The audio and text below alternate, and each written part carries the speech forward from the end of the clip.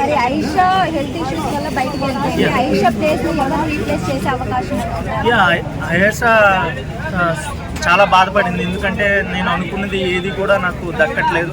Big బాస్కి select అయ్యాను, second time select అయ్యాను, చాలా హ్యాపీగా ఉందనేసరికి ఈ యొక్క టైఫాయిడ్ అండ్ డెంగీ అనే అటాక్ అయిపోయింది.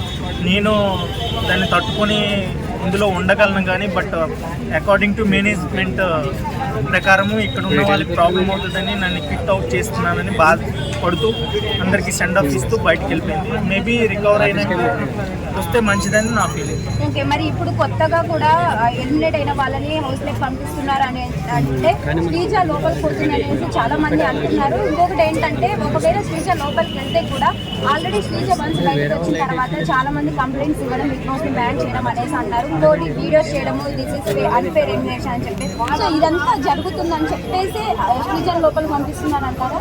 అది అంటున్నారు బిగ్ బాస్ బ్యాన్ చేయాలి, ఇది చేయాలని. అదేం లేదు, అది అక్కడ ఎలిమినేట్ అయిపోయింది. మళ్ళీ ఎలిమినేట్ అయిన వాళ్ళు మళ్ళీ లోపలికి వచ్చే ఛాన్సెస్ అయితే 90% ఉండవు. మేబీ ఏమో ఈసారి ఛాన్సెస్ ఉంటే ఉండొచ్చు, కానీ అట్లా అనుకుంటే బర్నీ గారిది కూడా అన్ఫైర్ అవ్వచ్చు, ఆయన కూడా రావడానికి ఛాన్సెస్ ఉంటాయి. అలా వెళ్ళిన వాళ్ళందరూ అన్ఫైర్ అనుకుంటే అవ్వదు. అక్కడ ఎలిమినేట్ అయితే ఎలిమినేట్ ఈజ్ ఎలిమినేట్ ఆల్వేస్.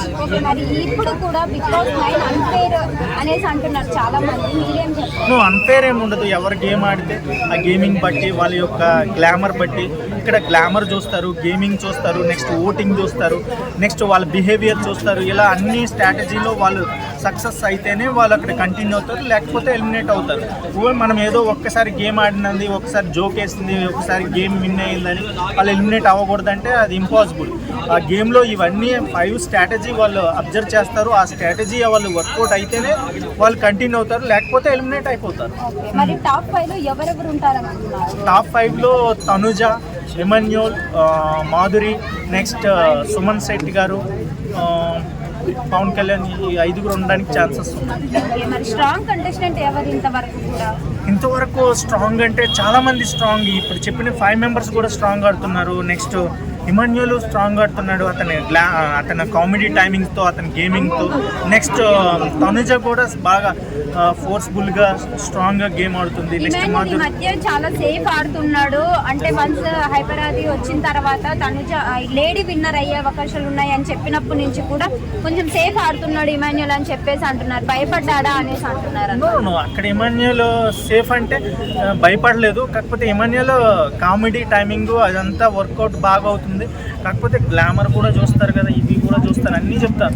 ఒకటి టైమింగ్ ఉండాలి, కామెడీ ఉండాలి, బిహేవియర్ బాగుండాలి, నెక్స్ట్ ఎంటర్టైన్మెంట్ చేయాలి, జనాల్ని గేమింగ్ ఆడాలి. ఇవన్నీ 5 to 6 క్వాలిటీస్ ఉంటాయి. ఆ క్వాలిటీస్ ఎవరికి హైయెస్ట్ ఉంటాయో వాళ్ళే విన్ అవుతారు. వాళ్ళ లుక్ బాగుండాలి, బయట వచ్చినాక వాళ్ళ క్రేజ్ బాగుండాలి, ఇవన్నీ చూసే సక్సెస్ అనేది ఉంటుంది. మేబీ రమ్య, పికిల్, రమిల ఎలిమినేట్ అయ్యే ఛాన్సెస్ ఉన్నాయి. ఎందుకంటే ఆమె కనిపించట్లేదు, గేమ్ ఆడట్లేదు, తింటుంది, నెక్స్ట్ సైలెంట్గా ఉంటుంది. నెక్స్ట్ మాధురికి ఆమెకి ఏదో డిస్కషన్ కూడా అయ్యింది.